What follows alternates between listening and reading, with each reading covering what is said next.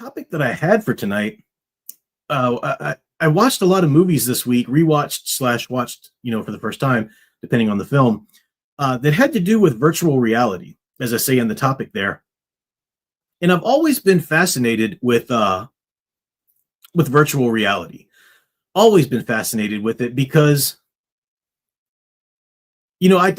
I talk a lot about mythology, and what I tell you guys, I say it in the opening, segment of the video there.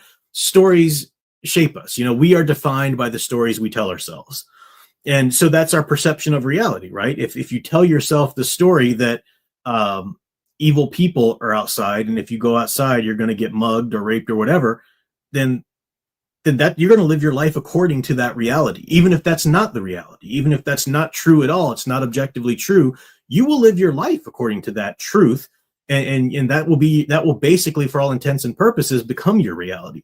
So we are shaped by the stories we tell ourselves, and that's religion, that's life experiences, and that's also, of course, the fictions that we spend time around will mold and shape us a bit. It will shape our values, it'll shape our fears, our aspirations, and so forth. And virtual reality plays into that idea because virtual reality is another perception, right?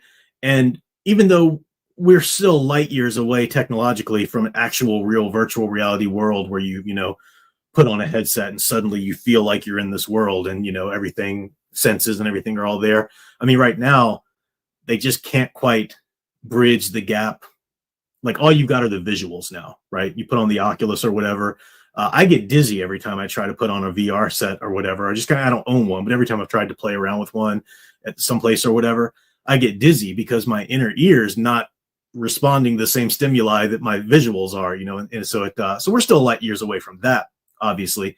But I mean, light years. I mean, who knows? Next year they could announce that, whatever. We don't have it quite yet, but with the video games and stuff we have, with the MMOs that we have. I mean, I remember when Second Life was the big thing. You guys remember that? I don't even know if that's still around. But with the online games and whatnot that we have now, I mean, people or even just a social media platform like this, people are they set up an identity. I mean, how many of you here are actually using your real name? Some of you are. And it's not, and if you're not using your real name, it's not like, oh, how dare you? But I mean, it's easier once you use an assumed name, and there are reasons, security reasons, you might not want to. That's fine. But once you set up an assumed name, it's very easy to start just kind of making this personality that you're going to be in this forum, and then you start thinking, okay, well, I didn't say that. This person said that. This character said that, or whatever. That and you start separating. Or when you're playing video games, like people talk to me all the time. But hey, did you ever play KOTOR with the dark side? I'm like, no, I don't like how that feels. I don't want to play a game and be an evil villain. I get how it might be sort of an intellectual exercise at times or something. It's not real people that you're talking to; they're computer programs. But it still can have an effect on you, who are a real person. So the two topics do intersect quite a bit. Virtual reality to whatever level. And the idea of stories that we tell ourselves. It's all sort of linked to our perceptions of reality. And Hollywood and books and movies, they've been dealing with this theme for a long, long time. So I picked a few to watch. There's still more that I've got on my watch list and / rewatch list. But I caught a few this time that I had never seen before. So let me cover a couple of them. The first one is Brainstorm. I've got it in the list down there in the comments section. Brainstorm is a really, people who would tell me about this movie before never really sold it to me, or never really said the movie was as good as I think it is. I would have watched it a lot earlier, but it's a weird film for a number of reasons. But it's a film that, you think more people would have heard about. It's one of Christopher Walken's first big movies. Was Natalie Wood's last film before she died tragically. So it was 1983, a Douglas Trumbull film. As I said, Christopher Walken, Natalie Wood, Louise Fletcher is another big part in it. And it's the principle, or the idea is that this company is developing this, sort of a VR headset, sort of, but it's not really VR.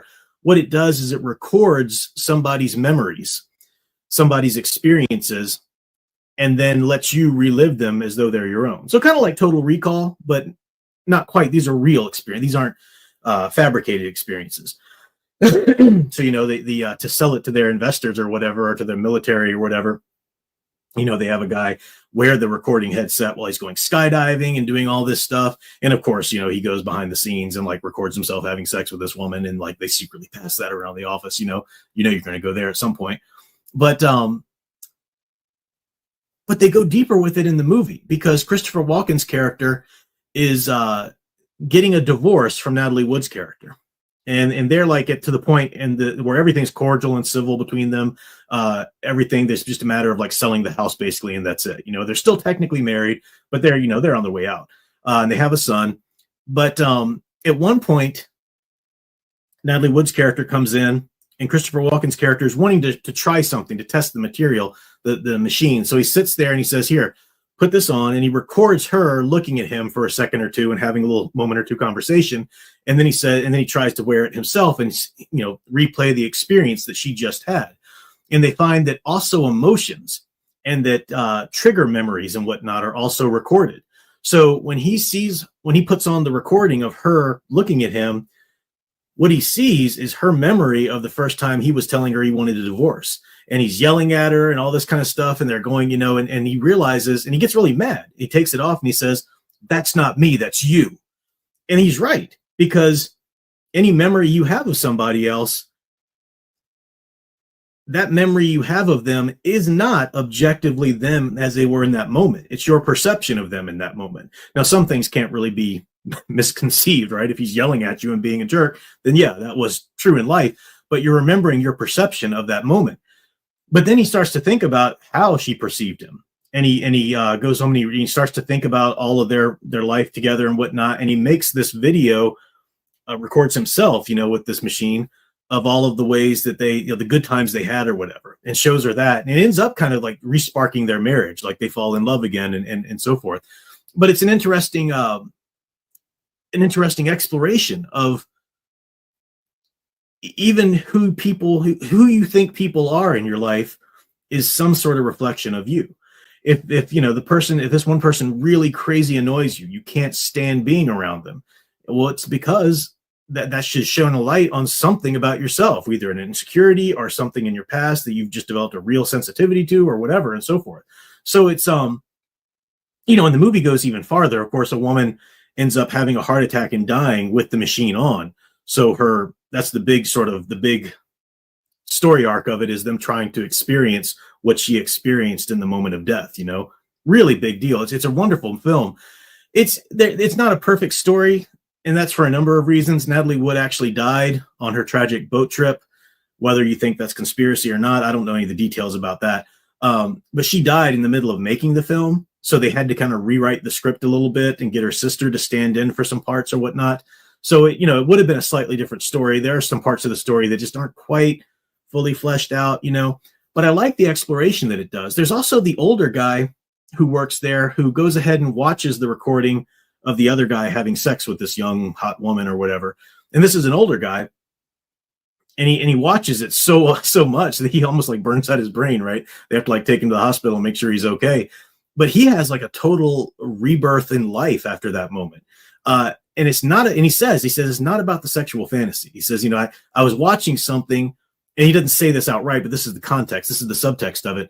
He was watching an experience that he would never, ever have. And it opened him up to realizing, you know, he should go out and do the things that he truly wants to do. And those things don't end up being sexual or whatever. He just wants to go live life, to play golf more, to do this and that, you know, and that's fascinating. I mean, what if, you know, movies do this, stories and books do this? They give us somebody else's perception that we maybe didn't have, and they can open up doors for us. They can open up, you know, realities for us to go explore in new parts of ourselves and so forth. So I just love that. I love that. And I think it's a great, great film. Like I said, it's not a perfect movie. There are some holes here and there, whatever, but I didn't see a problem with the pacing. I mean, I was into the story. I wanted to find out what was going to happen. And there's a lot of tension with them trying to, you know, the government's getting involved with this project, and he's wanting to still maintain, you know, certain control of it, or at least be able to experience what he wants. So Brainstorm is great. It's called Brainstorm. The other day it was on sale on Amazon Prime streaming wise. Now I don't like just to stream. I like to own the physical media. Now groove.com, GRUV.com, they have a sale right now. Certain set Blu-rays are on sale for $7. So I ordered this movie for $7. You can't beat that for a Blu-ray. And I wasn't going to get it in time, but it is on Amazon streaming on sale for like $5. You can own it, as much as you can own anything that you own on a streaming platform. It's for like $5, which beats $14.99 or whatever. So I recommend Brainstorm if you like these kinds of themes. Christopher Walken's great, and it was also before he was the great Christopher Walken too, so he doesn't have a lot of the just things that you might expect from him in other movies. He's just playing more of a regular guy. So it was great. I loved it.